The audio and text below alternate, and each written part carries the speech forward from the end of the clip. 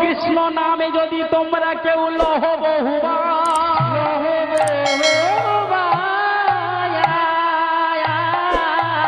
তথাপি দুই নয়নে যদি না বহে এক বিন্দু প্রেময় সুধা জানিবে সতেকে পাবে সেই দেহেতে আছয়ে প্রচুর এই দেহেতে কৃষ্ণ নামের বীজ না হবে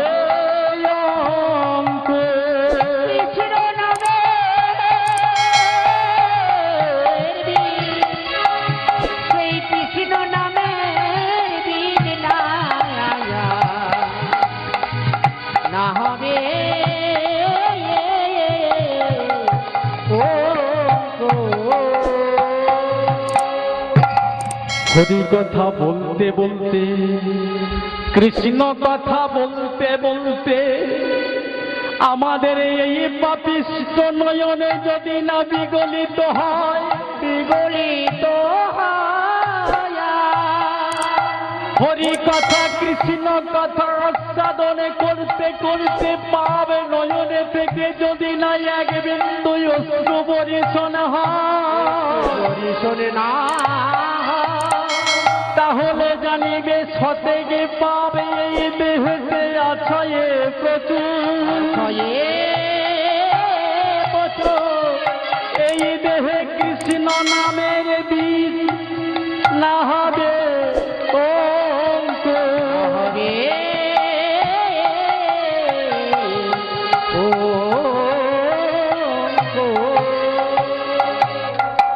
আমার হরিতলায় বসে আনমলা হলে হবে না। হরিনাম শুনতে শুনতে কৃষ্ণ নামে শুনতে শুনতে যদি না এই পাপিষ্ঠ নয়ন থেকে এক বিন্দু অশ্রু বর্ষণ হয় তাহলে জানবেন হরিনাম শুনে আপনার কোনো কাজ হলো না। হরিনাম শুনতে শুনতে আপনার সর্বসাত্ত্বিক ভাবে শরীরের সর্বরোমগুলো যখন শিহুরিয়ে উঠবে, যখন নয়ন থেকে অশ্রুধারা বিগলিত হবে, তাহলে জানবেন যে হরিনাম শুনে কোনো কাজ হয়েছে। এই নয়নে থেকে তিন প্রকারের ধারা বিগলিত হয়। একটা হলো গঙ্গা, একটা হলো যমুনা, একটা হলো সরস্বতী। কোনটা ভগবানের জন্য চোখের জল ঝরছে বুঝবেন কি করে? গঙ্গা মানুষের চোখের কোথায় থেকে প্রবাহিত হয়? এই গঙ্গার জল যখন প্রবাহিত হয় মানুষের চোখের এই দুই কোল দিয়ে, এই জলটা হবে গরম, উত্তপ্ত, উত্তাপ। আর যেটা হলো যমুনা, সেই চোখের জলটা আসে কোথা থেকে? চোখের এই কোল দিয়ে আসবে। সেটাকে বলা হয় আনন্দ অশ্রু। ধরুন আপনার সংসারে ছেলে চাকরি পেয়েছে কিংবা মেয়ে চাকরি পেয়েছে বা মেয়েকে ভালো জায়গায় বিয়ে হয়েছে, এই যে একটা আনন্দ, এই আনন্দের একটা কান্না হয়, সেই আনন্দ অশ্রু চোখের এই জায়গা দিয়ে আসবে। তাহলে ভগবানের জন্য কান্না কোনটা? ভগবানের জন্য কান্না হবে সেই চোখের ধারাটা প্রবাহিত হবে চোখের এই মাঝখান দিয়ে। সেই জলটা হবে মিষ্টি, সেই জলে কোনো গরম থাকবে না, তিতো থাকবে না, মিষ্টি থাকবে। এটাই হবে ভগবানের জন্য কান্না। আর এই জল সহজে আসে না গো মা। দেখবেন অনেক ভক্ত কাঁদে। হরিবাসরে অনেক রকমের ভক্ত আছে। কোন পালা শুনবার ভক্ত পাওয়া যায়, অনেকে তত্ত্ব শুনবার মানুষ পাওয়া যায়, অনেকে নাচে দেখবার মানুষ পাওয়া যায়, অনেকে গান শুনবার মানুষ পাওয়া যায়, অনেক রকমের অনেক রূপের মানুষ হরিবাসরে মেলে মাগো। কিন্তু মানুষের মতো মানুষ কজনে মেলে? সে মানুষটা কেমন? বলে হরিবাসরে এসে যদি ভগবানের কাছে চাইতে হয়,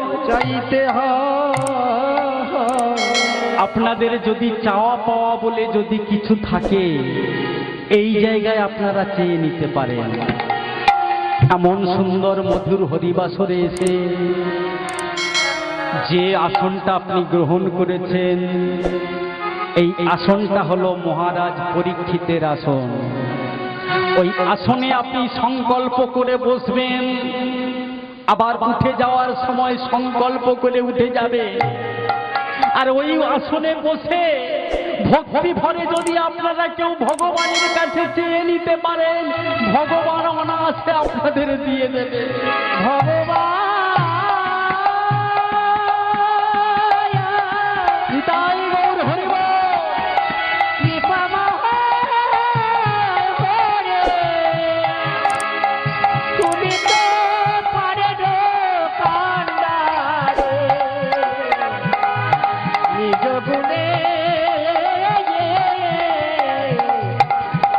করো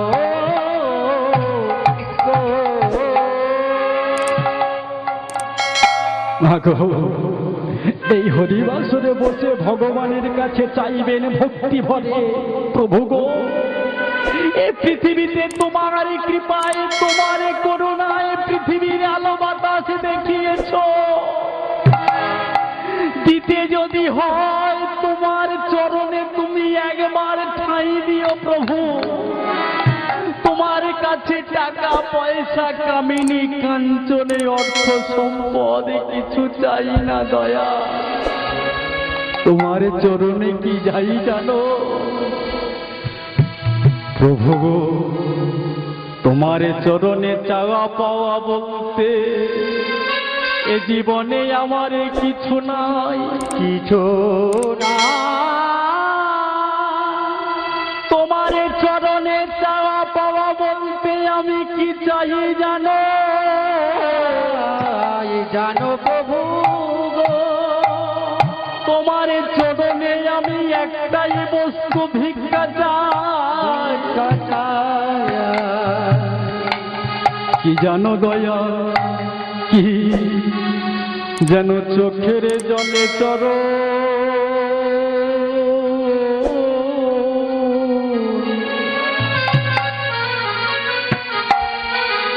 চরণে সেবা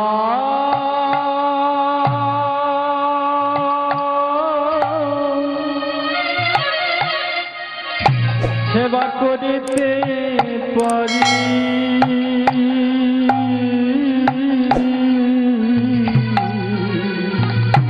যেন চোখের জলে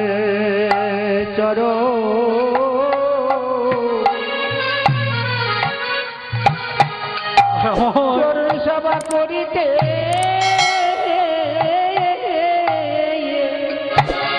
পারি।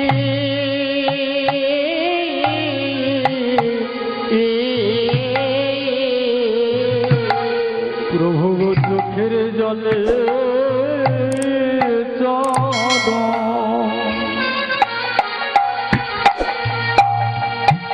চরণ সেবা করিতে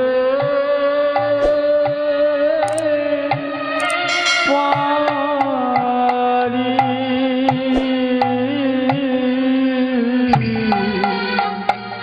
যেন চোখের জলে চরণ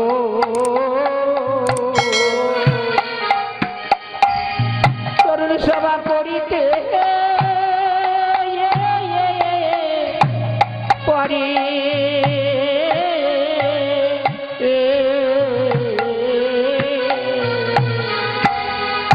বলি ওই কাঙালে করে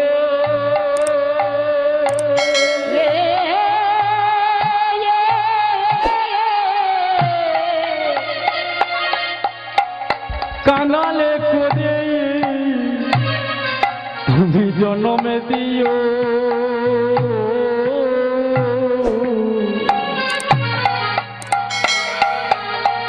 প্রভু যেন নয়নে জলে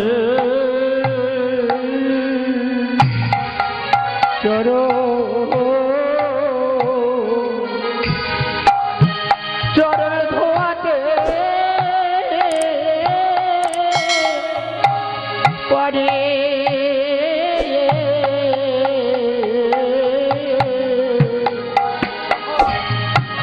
তুমি কাঙাল করে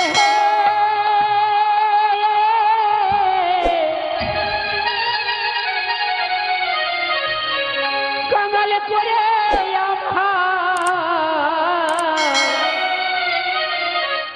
আমারে পাঠালে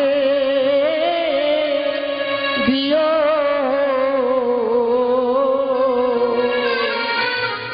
যেন চরো সেবা সেবা করিতে করিতে পারি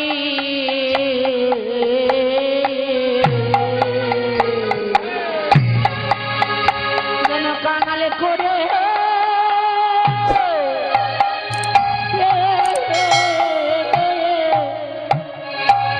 কাঙালে করে পাঠিয়ে দিও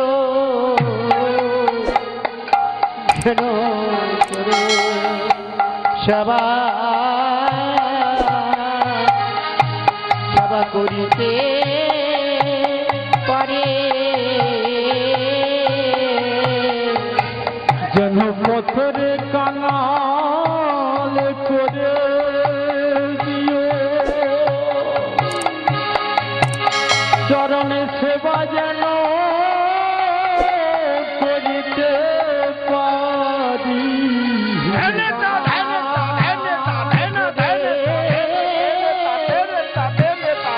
পাঠিয়ে দিও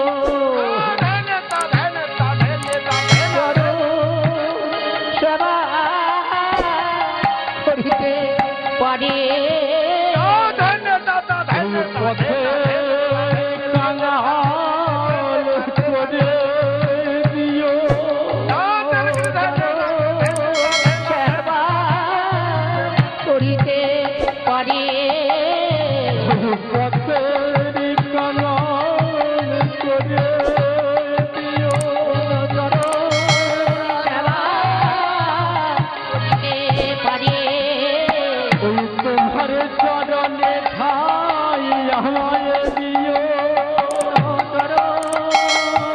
সেবা করিতে পারি ওই চরণে শরণ নিলাম তুমি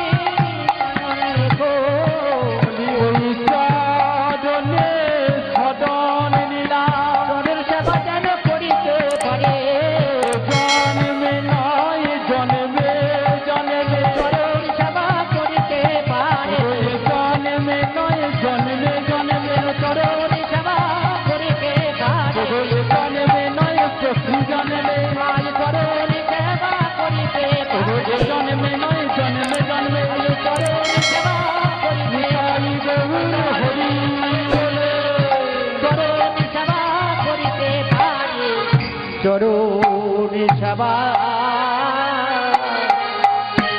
সেবা করিতে পারে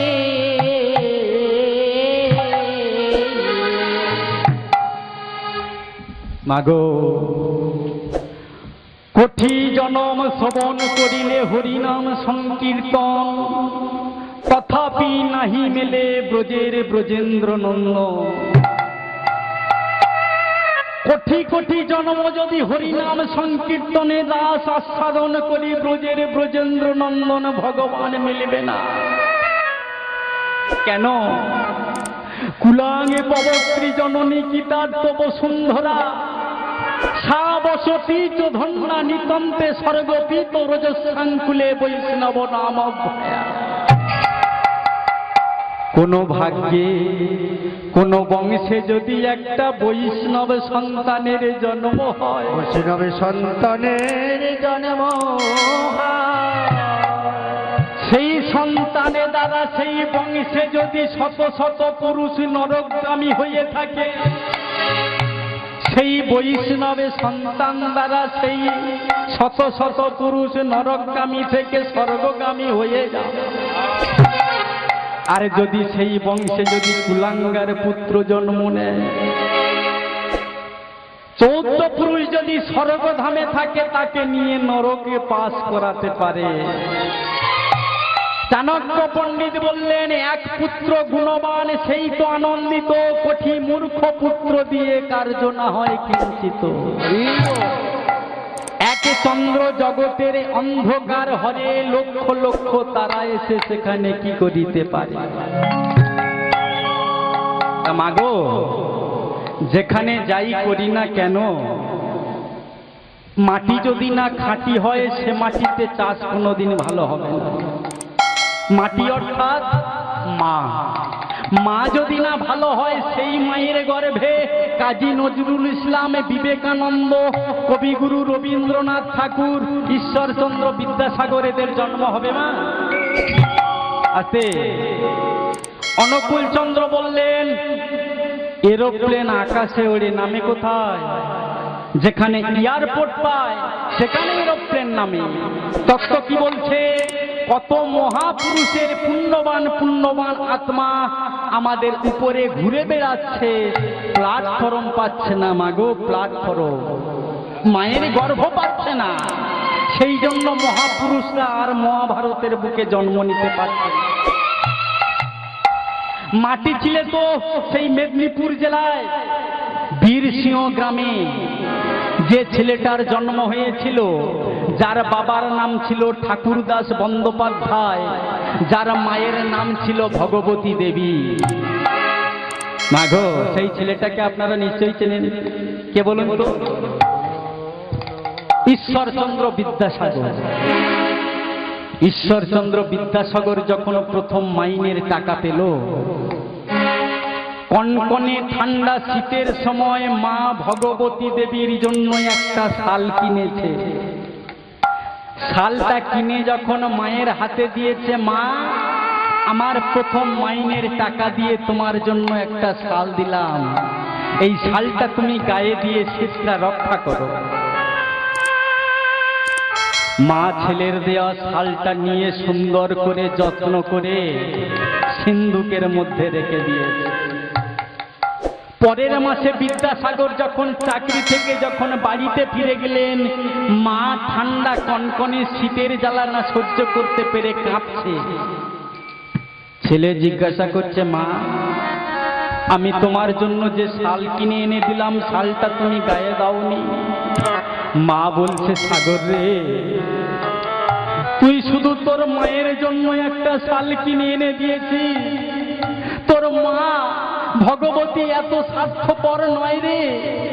দেখ খোকা, নগরে কত গরিব দুঃখীর মা, তারা ঠান্ডায় শীতে তারা কাঁপছে, তাদের শীত রক্ষা নিবারণ করবার জন্য বস্ত্র নেই রে খোকা। সাগর রে, তোর মায়ের গায়ে যদি তুই শাল দেখতে চাস, তোর মাইনের টাকা দিয়ে নগরে প্রত্যেকটা মায়ের গায়ে একটা করে শাল কিনে দে, তারপরে তোর দেওয়া শাল তোর মা ভগবতী দেবী গায়ে তুলবে। মাটি যদি না খাঁটি হয় মা, সেই মাটিতে কিন্তু ভালো ফসল হবে না।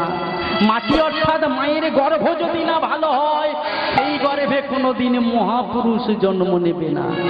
তাই যত মহাপুরুষের জন্ম হয়ে গেল সব অষ্টাদশ শতাব্দীর আগে। অষ্টাদশ শতাব্দীর পরে ভারতবর্ষে আর কোনো মহাপুরুষের জন্ম হলো না। তা মানুষ কি সবাই? সবাই তো মানুষ নয়। অনেকে বলে আমরা কীর্তন করতে যাই বাবা, অনেকে বলে খোকা কি বলবো, ছেলেটা আমাদের সামনে একদম কথা শোনে না, আমাদের মুখের সামনে কথায় কথা বলে, বিড়ি খায়, সিগারেট খায়, গাঁজা খায়, মদ খায়, কথায় কথা বললে আবার উল্টে উত্তর দেয়। মাগো, আপনাদের বিচার আপনাদের কাছে বলুন তো, কুমোর যখন হাঁড়ি তৈরি করে, কাঁচা মাটির হাঁড়ি, ওই মাটির হাঁড়ির কানাটা যদি টোপ খেয়ে থাকে, বেঁকে থাকে, ভেঙে থাকে, দোষটা কার? কুমোরের না মাটির হাঁড়ি? কুমোরের দোষ। তাহলে ভাবুন, সন্তান এ জগতে পিতামাতারাই উৎপাদন করছে। সন্তান যদি পিতামাতাকে যদি না সম্মান দেয়, গুরু গোবিন্দকে যদি না সম্মান দেয়, তাহলে দোষটা কার? সন্তানের না পিতামাতা? এক দ্বার দিয়ে আসে পুত্র, একই দ্বার দিয়ে আসে মূত্র। যারা পুত্র হয়ে জন্ম নিয়েছে তারা যদি না পিতামাতার সেবা না করতে পারে তারা কোনোদিন পুত্র হওয়ার যোগ্য নয়, তারা মূত্র সম। চাণক্য পণ্ডিত ওই জন্য বললেন, এক পুত্র গুণবান সেই তো আনন্দিত, কোটি মূর্খ পুত্র দিয়ে কার্য না হয় কিঞ্চিত। এক চন্দ্র জগতের অন্ধকার হরে, লক্ষ লক্ষ তারা এসে সেখানে কি করিতে পারে। তা মাগো, যেখানে যাই করি না কেন কিছু দেখবার দরকার নেই। ভগবানকে ডাকতে হলে, পেতে হলে ভক্তি ভরে শ্রদ্ধা ভরে সারা দিনের মধ্যে মাত্র 3টে বার ভগবানকে ডাকুন। কখন কখন একটু জেনে নিন বাবা। আমার যখন সারাদিন সংসারের কাজকর্ম সেরে সন্ধ্যাবেলায় যখন আপনারা শয়নে যাচ্ছেন, শয়নে গিয়ে প্রভাতকালে যখন উঠবেন, প্রভাতকালে উঠে কি করবেন মায়েরা? হ্যাঁ মা, আসতে। প্রভাতকালে উঠে আচ্ছা কজন মায়েরা আমার বাবাদের চরণে প্রণাম করেন? একটু হাত তুলে দেখান তো। এই মাত্র এতগুলো হরিবাসের মধ্যে এই 5-6 জন মা। আর মায়েরা বাবাদের চরণে প্রণাম করেন না? মায়েরা ভুলে গেছে। হরি বল, হরি বল। সত্যি এখন প্রণাম উঠে গেছে গো মা। এমন একটা দিন এসেছে প্রণামটা পুরো উঠে গেছে। স্বামীদের চরণে তো প্রণাম করা দূরের গল্প, এখন স্বামীদের নাম ধরে ডাকছে। কিরে লালটু, আমার বাপের বাড়ি যাবি না? কি গো বিজয়, চলো তাড়াতাড়ি যাই, জামাই ষষ্ঠী যেতে হবে। হ্যাঁ, আমাদের গ্রামে ডাকে এমন। হরি বল, হরি বল। প্রণাম আর কোথায় করবে? তবে শুনুন দাদা ভাইরা, বাবারা, আপনাদের চরণে আমার মায়েরা প্রণাম করে না?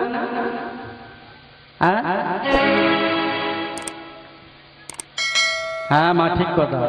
বাবা একটা কথা বলে দিই দাদা ভাইদের, যে মা জীবনে প্রণাম করেনি সেই মা সারা জীবন প্রণাম করবে। কথা মিলিয়ে নেবেন দাদা ভাইরা, বাবারা। আপনি আজকে আমার কীর্তন শুনে ঘরে যাবেন, ঘরে গিয়ে রাত্রে ঘুমানোর আগে কি করবেন? যে মা জীবনে আপনার চরণে প্রণাম করেনি ওই মায়ের চরণে একটা প্রণাম করে আপনি ঘুমিয়ে পড়বেন। রাধে রাধে। যে মা জীবনে প্রণাম করেনি সে সারা জীবন প্রণাম করবে। এটা আমার গুরুদেবের দেওয়া বিদ্যে বাবা। নিজে হাতে চাককে হাতে কলমে প্রমাণ। কেন বলুন তো? কথায় আছে না, দাদা দেয় একবার আর বৌদি দেয় বারবার। দাদা একবার বিয়ের সময় কি দিয়েছিল গো মা? শীতের সিঁদুর দিয়েছিল। আর বৌদি আজীবনকাল সারা জীবন যতদিন আমার দাদা বেঁচে আছে শীতের সিঁদুর দিয়ে যাচ্ছে, যায় না? হরি বল, হরি বল। তাহলে দাদা ভাইরা লজ্জা কিনা ভয় চিন থাকছে না। রাতে ঘুমানোর আগে ওই মায়ের চরণে একবার প্রণাম করে আপনি ঘুমিয়ে পড়ুন, দেখবেন প্রতিদিন ওই মা আপনার চরণে প্রণাম করবে। আমার বাবা কেমন হাসছে, লজ্জা লাগে? লজ্জা ঘৃণা ভয় চিন থাকছে নয়। নারী কোনোদিন কামের সামগ্রী ভাববেন না। হরি বল, হরি বল। নারী জাতি ত্রিলোকের শক্তির মূলাধার, কত দেব দেবতা মুনি ঋষি নারীর পায়ে মারে হাত। আমরা তো নর মানুষ তুচ্ছ। যখন রাধারানী মানমঞ্চে বসেছিলেন, ভগবান কৃষ্ণ রাধার মান ভাঙানোর জন্য যখন গিয়েছে, রাধার মান ভাঙছে না। ভগবান কৃষ্ণ কি করলো? এই যে মাথার চূড়া, স্বর্ণ মুকুট, এই যে হাতের বাঁশি, গলার গজমতি হার, তারবালা, চরণের নপুর সব নিয়ে রাধার চরণে দিয়েছে, রাধার মান ভাঙছে। অবশেষে কি করলো মা? ভগবান কৃষ্ণ এই যে উন্নত মাথা, উন্নত শিবটা নিয়ে রাধারানীর চরণ তলে বিকিয়ে দিয়েছে। রাধে, শুধু একবার তুমি ক্ষমা করে দাও। তবু রাধারানীর ক্ষমা হচ্ছে না। আমার ভগবান কৃষ্ণ একলা শুধু রাধার চরণ তলে নয়, যে ঠাকুরটার পেটটা একটু মোটা মতো, ওই ঠাকুরটার নাম কি? ভোলানাথ মহেশ্বর। ভোলানাথ মহেশ্বর দেখলে কি তুমি কৃষ্ণ, তুমি ভগবান সর্বশ্রেষ্ঠ, তুমি ভগবান হয়ে একটা নারীর চরণ তলে নিজেকে বিকিয়ে দিলে, ঠিক আছে। ভোলানাথ মহেশ্বর কি করলো? কালী যে নিজের বউটাকে নিয়ে বুকের উপর রেখেছে, রাধে ভাবতে পারেন? ছোট্টবেলা থেকে কালী ঠাকুরটা দেখে আসছি বাবার সঙ্গে, ভোলানাথ মহেশ্বর মা কালীকে নিয়ে বউটাকে নিয়ে বুকের উপর ধরে রেখেছে। তাহলে দেবতাদের ভগবানের অবস্থা দেখুন বাবা। ভগবান কৃষ্ণ একটা নারীর চরণ তলে বিকিয়ে দিয়েছে, ভোলানাথ মহেশ্বর বউকে নিয়ে বুকের উপর ধরে রেখেছে।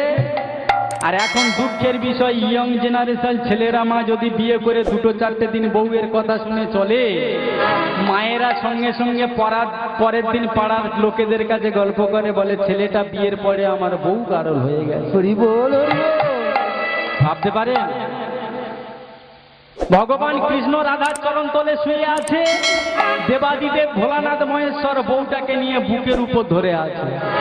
আর কেউ যদি বউয়ের কথা শুনে চলে, মায়েদের কাছে কত কথা শুনতে হয়।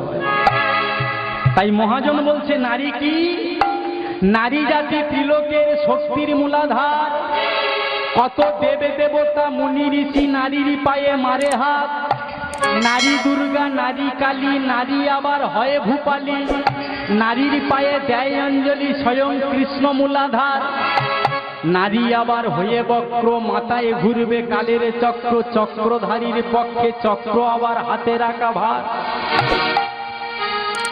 আমার সত্যি, নারী শয়নে কামিনী, ভোজনে জননী, সোহাগে রমণী। নারী হাসায় কাঁদায় পাগল করায়, নারী যদি ইচ্ছা করে পুরুষকে নিয়ে ভগবানের পরম পদ পাইয়ে দিতে পারে। নারী যদি ইচ্ছা করে পুরুষকে নিয়ে একেবারে নরকে দিতে পারে। নারী আপনারা সব পারেন না, আপনারাই সব পারেন। যদি বলেন যে পুরুষকে কিভাবে নরকে দেবেন, এই দেখুন না, কীর্তন গিয়ে যখন বাড়িতে ফিরবো, দেখা গেল রাত 2:30-3টা বেজে গেল।